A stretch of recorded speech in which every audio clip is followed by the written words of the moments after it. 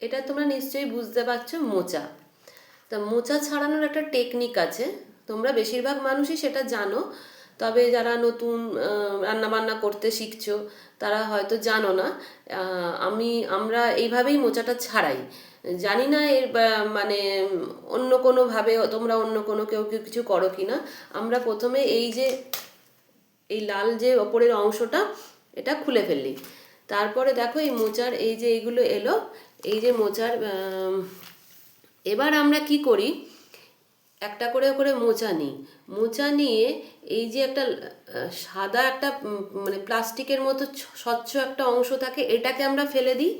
আর একটা দেখবে যে সরু একটা ডান্ডির মতো অংশ থাকে যার মাথাটা একটু মোটা মোটা, এই অংশটাকেও আমরা ফেলে দিই। আমার মা বলে এটাকে নাকি খেতে নেই, জানি না, আমরা খাই না কোনো দিন। এবার তোমরা কে কীভাবে খাও জানি না, আমরা এইভাবেই ছাড়াই।